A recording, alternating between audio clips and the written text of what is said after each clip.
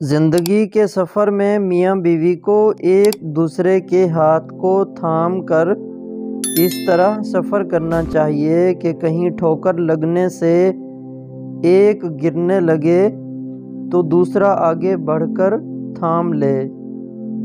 اگر اپنے راز کو سینے میں رکھو گے تو خود بھی چین سے رہو گے اور تمہارا راز بھی محفوظ رہے گا۔ انسان کی عبادات قبول ہوں یا نہ ہوں مگر ندامتیں ضرور قبول ہو جاتی ہیں، اور یہی توبہ کا فلسفہ ہے۔ جس کو تم بچپن کے اندر تمیز نہیں سکھاؤ گے وہ بڑا ہو کر بھی تمیز نہیں سیکھے گا۔ صرف اپنا سکون حاصل کرنے میں نہ لگے رہنا بلکہ دوسروں کو سکون بانٹنے کی کوشش کرو، تم خود بخود سکون محسوس کرو گے۔ پریشانیاں، دکھ، تکلیفیں ہماری زندگی کا حصہ ہیں۔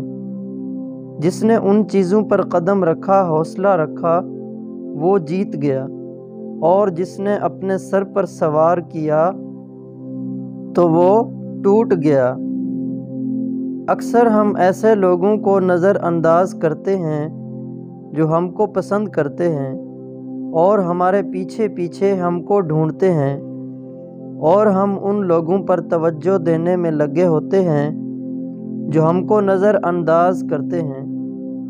اپنے آپ کے اندر کچھ کمال پیدا کرو تاکہ دوسرے لوگوں میں کمال کو دیکھ کر تم کہیں بھی غم میں نہ پڑ جاؤ۔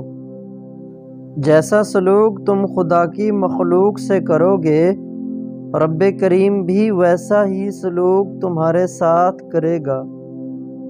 اولاد کو تعلیم ضرور سکھاؤ تاکہ وہ رزق روزی کما سکیں، مگر دین کا علم بھی ضرور سکھاؤ کہیں وہ برباد نہ ہو جائیں۔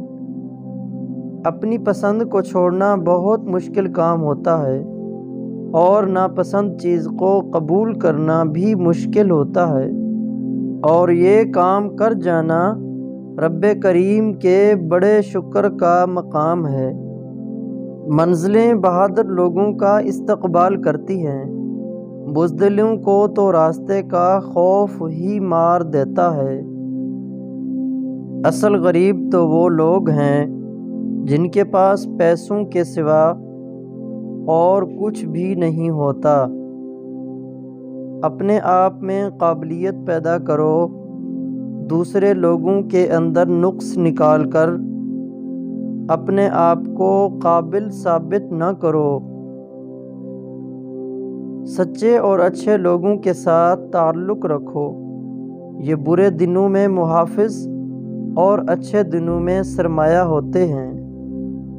عورت سوتے وقت اجوا، کھجور، دودھ کے ساتھ کھانا شروع کر دے تو چہرہ جوان دکھائی دینا شروع ہو جائے گا۔